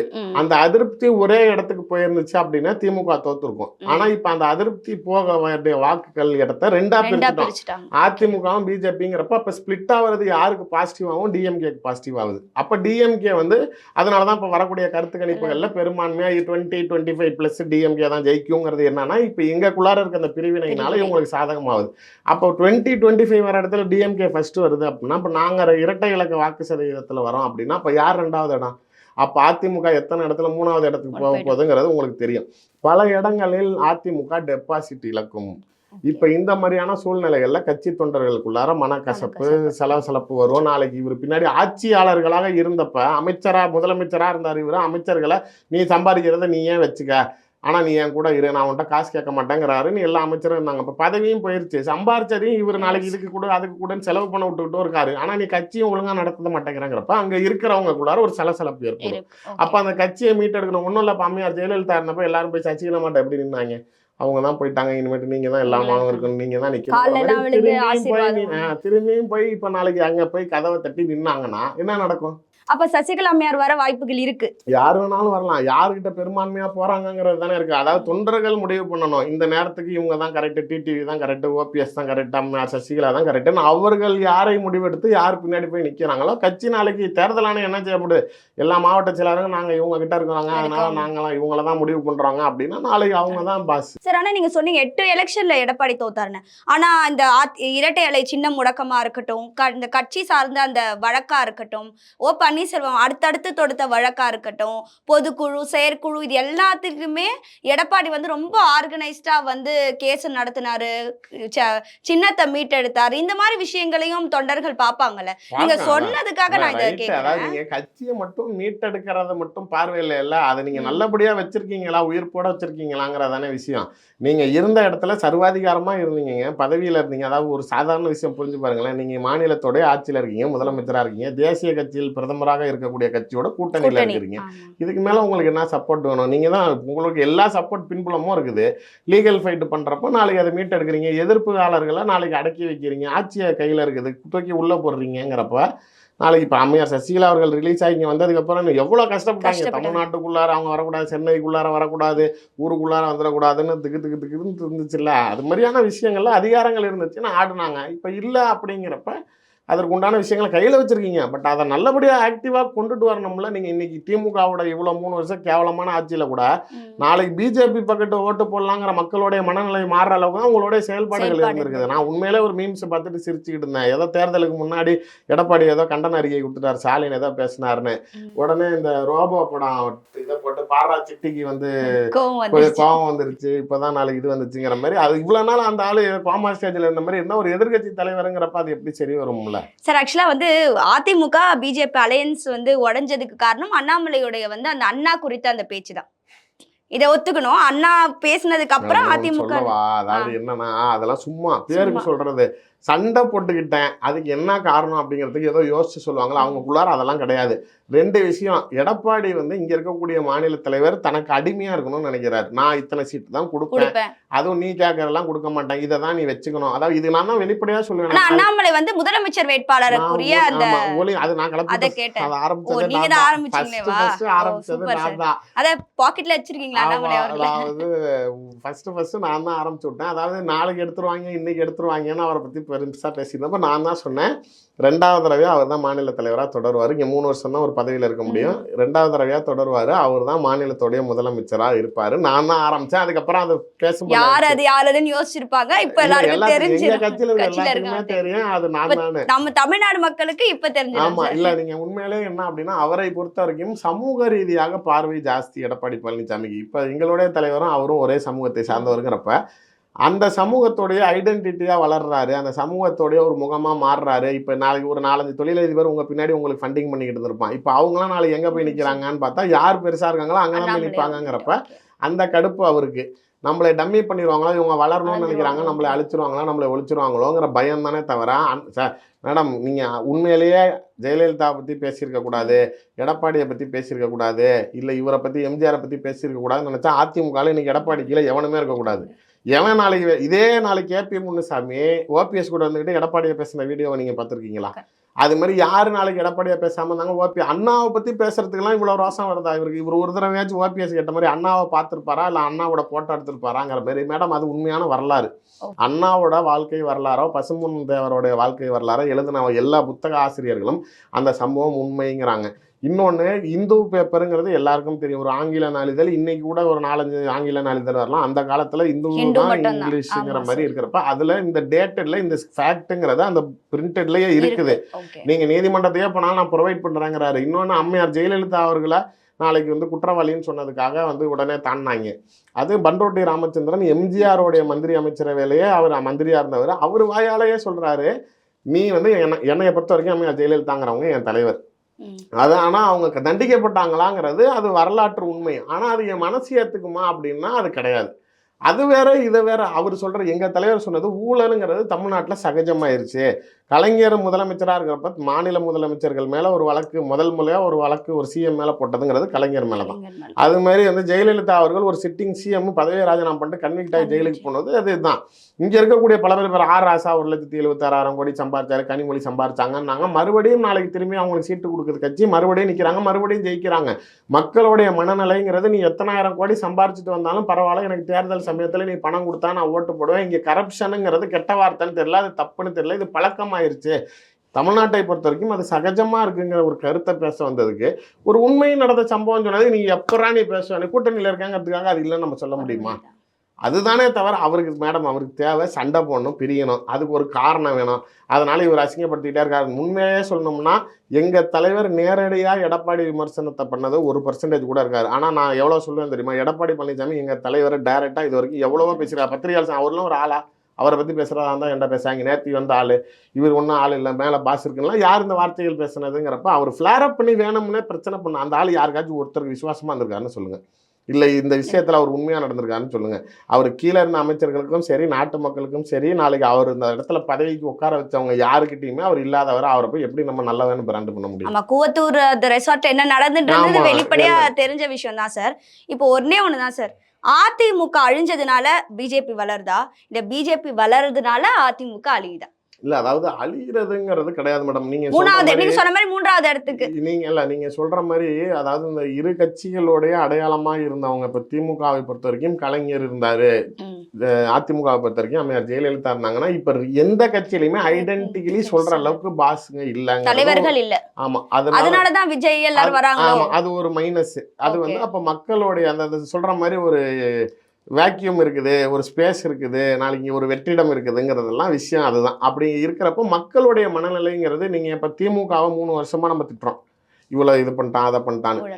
கொஞ்சமாச்சு யோசிச்சு பாருங்க. இப்ப அதிமுகல 4 வருஷம் எடப்பாடி முதலமைச்சரா அந்த மட்டும் தமிழ்நாட்டுல தேனும் பாலுமா ஒடிச்சு நாளைக்கு பொள்ளாச்சி சம்பவத்துல இருந்து 8 வழிச்சாலைக்கு விவசாயிகள் அடிச்சதுல இருந்து துப்பாக்கி சூட்ல இருந்து எவ்வளவு மோசமா நடந்துச்சு. கட் பண்ணுங்களா? இல்ல சார், இல்ல அது மாதிரி எவ்வளவு மோசமா இருந்துச்சு. அப்படி இருக்கிற பார்வையில நீங்க அப்ப எல்லா ஆட்சியிலும் திராவிட கட்சிகளுடைய மனநிலைகள் இப்படிதான் இருக்குது. அவங்க ஒரு எலிஜிபிள் லீடரும் கிடையாது, அவன் கவர்னன்ஸும் ஒன்னா இல்லைங்கிறப்ப இப்ப பாஜக மேல என்ன ஒரு பார்வை வருதுன்னா, மேலேயே 3வது ஆட்சி அமைக்கிறாங்களே, 27 மாநிலத்துல ஆட்சி செய்யறாங்களே, ஆட்சி செய்யற மாநிலத்துல மறுபடியும் தொடர்ச்சியா ஆட்சிக்கு வராங்களே, ஒரு தடவை வாய்ப்பு கொடுத்து தான் பார்ப்போம். யங்ஸ்டரா இருக்காரு, கரப்ஷனுக்கு எதிராக பேசுறாரு, ஃபோர்ஸா இருக்காரு, ஆளுங்கட்சி ஏற்று பேசுறாரு. ஆமா, தனிப்பட்ட முறையில தலைவருடைய ஒரு ஈர்ப்புங்கிறது மக்கள்கிட்ட ஒரு பேச்சை உருவாக்குதுங்கிறது. ஒருத்தவங்க வளர்றாங்க, இன்னொருத்தவங்க அழியறாங்கிறது கிடையாது. பட் பாஜக வளருது, யாரோட இடத்தை எடுக்க போகுது அப்படிங்கிறது அது அழிகிறப்பதான் தெரியுமே தவிர, பட் கட்சியை வளர்க்கணுங்கிறது தான் எங்க டார்கெட். உங்க டார்கெட் வந்து 2ஆம் இடத்துக்கு வரணும், இதானே சார்? முதல் இடத்துக்கு வரணும்.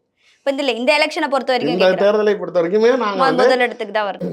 1997லயும் சரி, 99லயும் சரி, இப்ப 97ல ஏடிஎம்கே கூட அலைன்ஸ், 99ல திமுக கூட அலைன்ஸ், 2 தடவையுமே நாங்க அதிகபட்சம் ஜெயிச்சதுங்கிறது 4 எம்பி. அதாவது திராவிட கட்சிகளோட கூட்டணி இருந்து நாங்க அதிகபட்சம் தமிழ்நாட்டில் ஜெயிச்சது 4. இப்ப 2 திராவிட கட்சிகளும் இல்லாமல் தனித்து நிக்கிறோம், குறைந்தபட்சம் 5 எம்பி ஜெயிக்கிறோம் அப்படிங்கிறோம். அதாவது தமிழ்நாட்டில் இது வரைக்கும் நாங்க அடையாத இடத்தை அடைவோங்கிறப்பயே இது வந்து எங்களை பொறுத்த வரைக்கும் ஒரு பெரிய இந்த ஓட்டு வங்கிக்காக தான் மோடி அவர்கள் வரும்போது எம்ஜிஆர் ஜெயலலிதா குறிப்பிட்டு பேசினாரோ பிரச்சாரத்துல? இல்லைங்க, அதாவது வந்து இப்ப அவங்கள பேசுனதுனால நாளைக்கு ஓட்டு, அதாவது இப்ப ஸ்டாலினும் ஜெயலலிதா பத்தி பேசியிருக்கிறாரு. அதாவது அவங்களுடைய மரணத்திற்கு நாங்க உண்மையான நியாயத்தை கொடுப்பேன், அது மாதிரி அவங்க ஒரு முதலமைச்சராக இருந்தாங்க, அதெல்லாம் நீங்கள் செய்யாமல் விட்டாங்க, இந்த மாதிரிலாம் அதிமுக மேலே பெரிய கலவர சூழ்நிலைகள்லாம் சொல்லி அவங்க பாவம் அப்படி இப்படின்லாம் பெரிய சிம்பத்தி கிரியேட் பண்ணிலாம் பண்ணார். அது மாதிரி கொடநாடு கொலை வழக்குலையும் என்ன நடந்துச்சு அப்படிங்கிறத நான் கண்டுபிடிப்பேன். ஏன்னா அது அவங்களோடைய சொத்து. அம்மையார் ஜெயலலிதா வந்து ஒன்று போயஸ் கார்டன் இல்லை கொடநாடு, அதை கொடநாடுனால ஜெயலலிதாங்கிற ஒரு இது இருந்தப்ப அதையும் நாளைக்கு கண்டுபிடிச்சு கொடுப்பேங்கிறப்ப இப்போ இதனால ஜெயலலிதா மேலே இருந்த அனுதாபிகள் வேணால் திமுகவுக்கு வாக்களிச்சாங்கன்னு சொன்னால் ஒரு நியாயமாக இருக்கலாம். பிரதமரை பொறுத்த வரைக்கும் ஒரு பார்வை என்ன அப்படின்னா, அவங்களுக்கும் ஜெயலலிதா அவர்களுக்கும் ஒரு பெரிய பர்சனல் பாண்டிங் என்னன்னா, 2 பேரும் அதிகாரத்துவத்தில் உச்சகட்டத்தில் பவரில் இருந்தாலும், ஆனால் சாமானிய சாதாரண மக்களுக்கு இருக்கக்கூடிய குடும்பம் 2 பேத்துக்குமே கிடையாது. அந்த அம்மா யாருக்கு சொத்து சேர்த்து வைக்க போறாங்கன்னா யாரும் கிடையாது, இவர் யாருக்கு சேர்க்க போறாருன்னா யாரும் கிடையாதுங்கிறப்ப, ஆனால் நாளைக்கு ஒரு நட்பு ரீதியான ஒரு பிரியம்ங்கிறது 2 பேர்ட்டையும் இருந்துச்சு. மோடியா லேடியான்னு கேட்டப்ப கூட மோடியா லேடியான்னு நம்ம இங்க கேட்டாலுமே அவர் ஜெயிச்சப்ப பதவியேற்புக்கு போனாங்க. இவங்க சுபாவம் தெரியுமில்ல, போடா அப்படின்ட்டு போறவங்க. பட் அரசியல் ரீதியா பிரியம்ங்கிறது இருந்துச்சு. அது மாதிரி அவர் ஒரு பர்சனலான கன்சர்ன்ல அவங்க கிட்ட இருந்த ஒரு நட்பு ரீதியான பிரியத்தின் அடிப்படையில தான் பேசினாங்களே தவிர, உண்மையிலேயே வந்து அவங்கள பேசி இப்போ அதனால ஓட்டு வரணும். இப்போ நான் உங்களை வாழ்த்தி பேசுறேன் அப்படிங்கிறதுனால எனக்கு ஏதாவது ஆதரவு வருமா சொல்லுங்க? அது வராது. சும்மா பேச்சுக்கு பேசலாமே தவிர அவர் ஜெயலலிதா பத்தி பேசிட்டாரு நாளைக்கு அதனால அவருக்கு ஓட்டு போடுவோம் எவனாவது முட்டா போய் முடிவெடுப்பானா? அதனால சும்மா ஒரு மரியாதைக்காக பேசினது தானே தவிர. அதான் சார், அதிமுகவோட பி டீம் தான் பிஜேபி. இந்த கூட்டணி முறிவு கூட ஒரு கண் துடைப்பு தான். இந்த எலெக்ஷனுக்கு அப்புறம் 2 பேரும் சேர்ந்துருவாங்க அப்படின்ற மாதிரி பேச்சுக்கெல்லாம் இன்னும் பரவிட்டு தானே இருக்கு. அப்ப பி டீம் அப்படி இருக்கிற ஒரு ஆளு, நீங்க உங்கள் பார்வைக்கே சொல்றேன், அப்படி இருக்கிற ஒரு கட்சியோடைய மாநில தலைவர் நாளைக்கு இப்ப இருக்கவர்கிட்ட கட்சி இருக்காதுன்னு சொல்லுவாங்களா? சொல்ல முடியாது. ஒரு பப்ளிக் மீடியால வெளியில வந்து பிரச்சாரம் பண்றப்ப யாரும் அதாவது திட்டிக்கலாம் பேசிக்கலாம் பண்ணலாமே தவிர நீ இருக்கவே மாட்டடா உனக்கு கீழே இது இருக்காரா அப்படின்னு எவனா சொல்லுவானா? அப்படி இருக்கிறப்பயே தெரியும் இது எந்த அளவுக்கான ஒரு விரிசலை ஏற்படுத்தி இருக்குதுங்கிறது தெரியும். அதனால அந்த மாதிரியான எண்ணம்னால இப்ப பிரிஞ்சு வாழ்ந்து மட்டும் இப்ப என்னத்த நாளைக்கு பெருசா வந்துட போது சொல்லுங்க. நீங்க உண்மையிலே உளவுத்துறையோட ரிப்போர்ட் என்ன அப்படின்னா, இப்ப திமுக மேல இருக்கிற அதிருப்தி வாக்காளர்களை பாஜகவும் அதிமுகவும் ஒன்னா நின்று தேர்தலை செஞ்சு தெரிஞ்சுன்னா 40லயும் இவங்க தான் ஜெயிச்சிருப்பாங்க, திமுக தோத்துருக்கோங்கிறது தான் தமிழ்நாடு முதலமைச்சருக்கு போன உளவுத்துறை ரிப்போர்ட்டை. அதனால இப்ப நாங்க பிரியறதுனால திமுகவுக்கு சாதகம் தான், நாங்க சேர்ந்து நின்று இருந்தா தான் இங்க ஈஸியா ஜெயிச்சிருக்கலாம். சார், ஆக்சுவலி நீங்க சொன்ன மாதிரி அண்ணாமலை டைரக்டா வந்து எடப்பாடியே சொன்னாரு, இதே அதிமுக ஓ பன்னீர்செல்வம் கிட்டயோ இல்ல டிடிவி தினகரன் கிட்டயோ ஆப்வியஸ்லி 2 பேரும் சேர்ந்துருவாங்க. அப்போ வந்து ஓ பன்னீர்செல்வம் ஆட்டோமேட்டிக்கா ஒத்துப்பாருப்பா அண்ணாமலை சிஎம் கேண்டிடேட்டா. அப்போ அந்த மாதிரி மாறதுக்காக வாய்ப்புகள் இருக்கா? இல்ல மேடம், அதாவது இப்ப வந்து நிறைய பேர் சொன்னாங்க அவர் டிடிவி தினகரன் காட்சி போகும்னு சொன்னாரு, அப்புறம் ஓபிஎஸ் நீங்க எப்படி விட்டீங்க ஏன்னா அவங்க ஆதரவாளர்கள்லாம் கொஞ்சம் வருத்தப்பட்டதா சொன்னாங்க. அது என்னன்னா, ஓபிஎஸும் டிடிவியும் ஒன்னாயி ஒரு 6-7 மாசம் ஆச்சு. 2 பேரும் போய் சந்திச்சுக்கிட்டாங்க. இனிமேட்டு நாங்க ஒன்னாதான் இருக்க போறோம், கட்சியை மீட்டெடுக்கிற வரைக்கும் எதா இருந்தாலும் சேர்ந்து தான் முடிவெடுப்போம்னு. அதுக்கப்புறம் இவர் வேற அவர் வேற நம்ம எப்படி பிரிச்சு பார்க்க முடியும்? நாங்களே 2 பேர்த்தையும் ஒன்னா தான் பாக்குறோம். 2 பேருமே எலெக்ஷன்ல சீட்டு கொடுக்குறோம், 2 பேர்த்தையும் கூட வச்சிருக்காங்கிறப்ப இப்ப 2 பேரையும் ஒரே பார்வையில தான் வைக்கிறோங்கிறப்ப இது இவர் கைக்கு போனோம் அவர் கைக்கு போனோங்கிற எண்ணம் இல்லை. பட் ஆனால் இவர் கையில் இருக்காதுங்கிறதுல தான் நாங்கள் தெளிவாக இருக்கிறது. அது வந்து கண்டிப்பாக அந்த விஷயங்கள்ல தேர்தலில் வரப்போ அந்த மாற்றத்தினால அது நடக்கும் அப்படிங்கிற விஷயத்துல நம்ம சார் ஜெயக்குமார் சாரா இருக்கட்டும், முன்னாள் அமைச்சர் ஆர்பி உதயகுமார் சாரா இருக்கட்டும், முனுசாமி சாரா இருக்கட்டும், இவங்க எல்லாருமே தொடர்ந்து வைக்கிற குற்றச்சாட்டு வந்து பார்த்தீங்கன்னா மேக்சிமம் வந்து அண்ணாமலை மேலதான். அவருக்கு பேச தெரியல, அவருக்கு நடத்த தெரியல, அவருக்கு கட்சியை வழி நடத்த தெரியல, அவர் என்ன சின்ன பையன், நீங்க சொன்ன எல்லா குற்றச்சாட்டுகளுமே அவங்க வச்சாங்க. ஆனா பிரச்சாரத்தின் போது எடப்பாடி பழனிசாமி பாத்தீங்கன்னா திமுகவை எதிர்த்து தான் எல்லா பிரச்சாரமும் அவரது இருந்ததே தவிர ஆளும் கட்சி தேசிய கட்சியான பிஜேபி பத்தி அவர் எதுவுமே சொல்லல. பயம் கண்ணு முன்னாடி வந்து போக முடியல, அதெல்லாம் இருக்கதானே செய்யும். அப்ப என்னவோ ஒண்ணு நடந்திருக்கு இல்லையா? என்னமோ ஒண்ணும் இல்லை மேடம். நீங்க எப்படி நீங்க அதாவது ஒண்ணு புரிதலுக்கே சொல்றேன். இப்ப குட்கா வழக்கு இருக்குல்ல, அது சிபிஐ விசாரணையில இருக்கு. அதாவது உங்க மாநில கட்டுப்பாட்டுல இல்ல, மத்திய அரசு கட்டுப்பாட்டுல இருக்கு. அதுல முன்னாள் அமைச்சர் விஜயபாஸ்கர் இன்வால்வா இருக்காரு. அது மாதிரி பொள்ளாச்சி சம்பவம் வந்து அதுவும் நாளைக்கு சிபிஐ விசாரணையில இருக்கு. எஸ்பி வேலுமணியோட மாநகராட்சி ஊழல் ஒரு தடவை 4,00,000 கோடி சம்பாதிச்சிட்டாருன்னு வந்தது, அதுவுமே சிபிஐ விசாரணையில இருக்கு.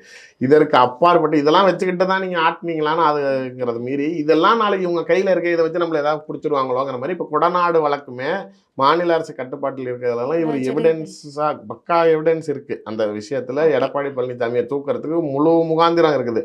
இது மாதிரியான பிரச்சனைகள் அவருடைய கணக்கு என்னவா இருந்துச்சுன்னா, அவர் எப்பயுமே காரியத்துக்காக ஒரு தட்டை இருப்பாரு, அடுத்த நிமிஷம் கடந்து இன்னொரு காரியத்துக்கு இன்னொரு தட்டை போயிடுவாரு. சுனில் வந்து ஸ்ட்ராட்டஜிஸ்ட், இப்போ பிரசாந்த் கிஷோர் மாதிரி சுனில்னு ஒருத்தர் இருக்காரு, முன்னாடி திமுகவுக்கு வேலை பார்த்துக்கிட்டு இருந்தார். நமக்கு நாமே அப்படின்னு ஸ்டாலின் கலர் சட்டை எல்லாம் போட்டு நடந்தாருல, அது சுனில் பண்ண வேலை. அப்ப பிரசாந்த் கிஷோர் கிட்ட வேலை செஞ்சவர் சுனில். சுனில்ல வந்து டிஎம்கே வச்சிருந்துச்சு, சிம்பிளா சொல்லணும்னா உங்களுக்கு புரியுற மாதிரி இப்ப இது யூஎஸ் கம்பெனி தான் மெயின். Okay sir. யூஎஸ்ல இருந்த ஒரு இந்தியன் தான் பிரசாந்த் கிஷோர். ம். அப்ப அந்த இந்தியனை கூட்டு வந்து மோடி நாளைக்கு ஐடென்டிஃபை பண்றாரு. அந்த பிரசாந்த் கிஷோர் கம்பெனில வேலை செஞ்ச ஒரு தமிழ்நாட்டுக்காரன் தான் சுனில். சுனில். அதை ஓகே. கூட்டு வந்து சபரீசன் திமுகவுக்கு வேலை செய்ய ஓகே. வச்சிருக்காரு. இப்ப நமக்கு நாமேன்னு சொல்லி இவன் திமுக பூஸ்ட் பண்ணது இதை இப்ப இந்த பண்ணது பாட்டு கூட யூடியூப்ல கலைஞரை வந்தது எல்லாம் சின்னதாக்கி கலைஞரை டம்மி ஆக்கி ஸ்டாலினை ஸ்டாலினை முன்னிலைப்படுத்தினதெல்லாம் சுனில். அதுக்கப்புறம் அவங்க சந்திச்சது 2-3 தேர்தலும் தொடர்ச்சியா தோல்வி. தோல்வி. அதாவது 11 சட்டமன்றத்துல தோத்தாங்க. அதுக்கப்புறமேல திரும்பி பாராளுமன்றத்துல தோத்தாங்க. அடுத்த வர சட்டமன்றத்துல 16லயும் தோத்தாங்க. கலைஞர் வந்து அடிச்சு விரட்டிடும் எல்லா வேலையும்னோன்னா இவங்க என்ன பண்ணிட்டாங்க, சரி இந்த தடவை வேற வழியே இல்லை, பிரசாந்த் கிஷோரை இறக்கிடுவோம், மெயினான பாஸை இறக்கிடுவோம், இவனை விரட்டி விட்டுருவான்னு சொல்லிட்டு இவனை சேர்ந்து வேலை செய்ய சொன்னாங்க. நீங்க சம்பளத்துக்கு வேலை செஞ்சவனை கூப்பிட்டு வந்து அவன் கையில 300 கோடி 400 கோடி கொடுத்து முதலாளி ஆக்கிட்டீங்க. அவன்கிட்ட அவ்வளவு காசு கொடுத்ததுக்கு அப்புறம் திரும்பி பழைய முதலாளிகிட்ட வேலை செய்யணும். அவன் எப்படி செய்வான், போடான்ட்டு சொல்லிட்டு அவன் வெளியில வந்துட்டான். இவன் வந்தது யார்கிட்ட வேலை செய்யறான், எடப்பாடிக்கிட்ட. அதான் வெற்றி நடை போடும் தமிழகமேன்னு இவரை பூஸ்ட் பண்ணது. இங்க இருந்து காங்கிரஸுக்கும் போயிட்டான். பாரத் ஜோடோ யாத்திரா இது எல்லாமே சுனிலோட பிளான்ஸ். இப்போ என்னன்னா காங்கிரஸுக்கும் சுனில் தான் வேலை செய்யறாரு, எடப்பாடி பழனிசாமிக்கும் சுனில் தான் வேலை செய்யறாருங்கிறப்போ ஒரு ஸ்ட்ராட்டஜிஸ்ட் வந்து நாளைக்கு அவனோட கிளைண்ட் தோத்துருவான்னு சொல்லுவானா? சொல்ல முடியாது சார். அப்ப சுனில் என்ன பண்றா, அப்படி எடப்பாடி கிட்ட காங்கிரஸ் தான் ஜெயிக்க போகுது இந்த தடவை, காங்கிரஸ் தான் பெரும்பான்மையா வரப்போகுதுன்னு எடப்பாடி டக்குன்னு பிளான் பண்ணிட்டாரு. அதாவது இப்ப என்ன, பிஜேபி நாங்க சொன்னது ஒன்னே ஒண்ணுதான், எல்லாரும் சேர்ந்து பிரிஞ்சு பிரிஞ்சு இருக்கிறீங்களா, அப்படி இல்லாம எல்லாரும் ஒன்னா சேர்ந்து நெல்லுங்க அப்படிங்கிறப்ப அவருக்கு நல்லா தெரியும் ஒருவேளை இவங்க வந்து நம்மளை க்ளோஸ் பண்ணிடுவாங்களோ, இவங்க நாளைக்கு எல்லாம் சேருங்கிறாங்க, அப்போ நம்ம ஒன்று செய்வோம். இப்போ இவங்க 2 பேரும் அவங்க முழுசாக என்ன சொன்னாலும் கேட்குறாங்கன்னா அவங்கள நல்லவங்கிறாங்க, நம்ம காங்கிரஸ்ட்ட போயிடுவோம். காங்கிரஸ் ஆட்சி திரும்பி வந்துருச்சுன்னா கட்சி நமக்கு முழுசா வந்துடும், இவங்க 2 பேரும் க்ளோஸ் பண்ணிடலாம். காரியம் கணக்கு தான், புரியுதுங்களா? அதுக்கு எங்க தலைவரை யூஸ் பண்ணிக்கிட்டாரு. இவர் தாங்க என்ன திட்டிக்கிட்டே இருக்காரு, எப்போ பார்த்தாலும் சண்டை போட்டுக்கிட்டே இருக்காரு, என் தலைவியை தப்பா பேசிட்டாரு அப்படின்னு ஒரு தியாக பேச்சை கிரியேட் பண்ணிக்கிட்டு பண்ணிட்டாங்க. இவருக்கு என்னன்னா சுனிலை வச்சு காங்கிரஸை பிடிச்சிக்கிட்டாரு. காங்கிரஸ் தமிழ்நாட்டில் அதிமுகவோட கூட்டணி சேர்வதாக இருந்தது. KS அழகிரி மாநில தலைவராக இருந்த வரைக்கும் எடப்பாடி பழனிசாமி கிட்ட அந்த பேச்சுவார்த்தை நடந்துகிட்டு இருந்துச்சு. ஏன்னா இவங்க 10 சீட்டு இவங்க 14 சீட்டு கேட்டாங்க. போன தடவை 10 கேட்டால் இந்த தடவை 14 கொடுங்கன்னாங்க. ஆனா திமுக நின்னது 5 தான். இப்ப KS அழகிரினால தான் பிரச்சனைகள் அதிகமாகி பேச்சுவார்த்தை எல்லாம் வெளில வந்து நிறைய டிவிலாம் வந்து கூட ரொம்ப விமர்சனம் பண்ண ஆரம்பிச்சப்ப இது எப்ப திரும்பி முடிவுக்கு வந்துச்சுன்னா, செல்வ பெருந்தகை வந்து திமுகவுடைய மாவட்ட செயலாளர் மாதிரி தான் அவரு. ஸ்டாலின் கிட்ட அப்படியே படுத்துருவாரு. சட்டமன்றத்துல இவன் பேசுறப்ப இவன் காங்கிரஸ் எம்எல்ஏவா திமுக எம்எல்ஏவான்னு கேட்கற அளவுக்கு இருக்கும்.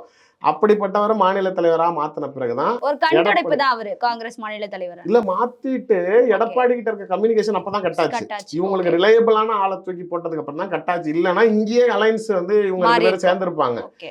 இப்ப கணக்கப்படி வந்து அவர் ஏன் நாளைக்கு திரும்பி வந்து மாவட்ட செயலர் கூட்டத்துல நீங்க எல்லாம் என்ன வேணும்னு வச்சு செஞ்சுட்டீங்க அப்படின்னு சொல்றாருன்னா, ஏடிஎம்கே சரியா பர்ஃபார்ம் பண்ணலாங்கிறது தான் அவருக்கு வந்திருக்க ரிப்போர்ட். இவர் எதிர்பார்த்தது காங்கிரஸ் மீண்டும் வந்துடும், நம்ம காங்கிரஸோட போயிடுவோம், பிஜேபியை ஒழிச்சிருவோம், நம்ம அப்படியே சர்வைவ் ஆயிரும். இவருக்கு வாழ்வாதாரம் எங்கே நாளைக்கு சோறு இருக்குது அப்படின்னு சொல்லி அந்த வீட்டில் வந்து உட்காந்து வாங்குவாங்கல்ல, அந்த பழக்கம் தானே தவிர இதில் ஒன்றும் அவர் அரசியல் கணக்கெல்லாம் இதுதான் அவருடைய அரசியல் கணக்கு, சிம்பிளாக சொல்லணும்னா. அதனால இது வராதுன்னு நினைச்சாரு.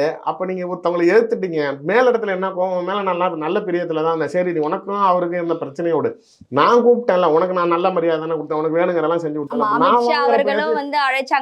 நீ எனக்காக வந்திருக்கணும்லங்கிறப்ப இப்போ அவர் பகைச்சுக்கிட்டார்ல, அப்போ அது ட்ரிகர் ஆக தானே செய்யும். நீ நான் அழிஞ்சிருவேன், இன்னொரு இடத்துல போய் நீ வாழலான்னு நினைச்சல, ஒன்னு அழிக்காம விட மாட்டேன்டா அப்படிங்கிற கோவம் எல்லாத்துக்கும் வரும்ல.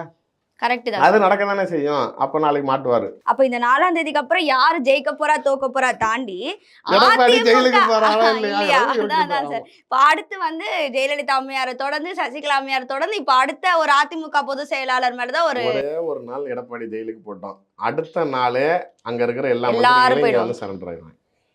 ஒரே ஒரு நாள் உள்ள போனா போதும், அங்கிட்டு இருக்க அவ்வளவு பேரும் இங்க வந்துருவாங்க. சார் ஆக்சுவலா அவருக்கு ஒரு பயம் சார், நம்ம அடுத்த செந்தில் பாலாஜி ஆயிட போறோமோ, நம்மளே தூக்கி உள்ள போட்டுருவாங்களோ, ஏன்னா இந்த வழக்கு எல்லாம் சொன்னீங்கல்ல, அதெல்லாம் அடுத்த செந்தில் பாலாஜி ஆயிட்டா நமக்கும் 330 நாள் மேல தாண்டி அவருக்கு ஜாமீன் கிடைக்காம இருக்கு, அவர் உள்ளே செட்டில் ஆயிடுவார் போல இருக்கு. சோ அந்த மாதிரி இருக்கும், நம்மளே இப்போ மாத்திடுவானுங்களா.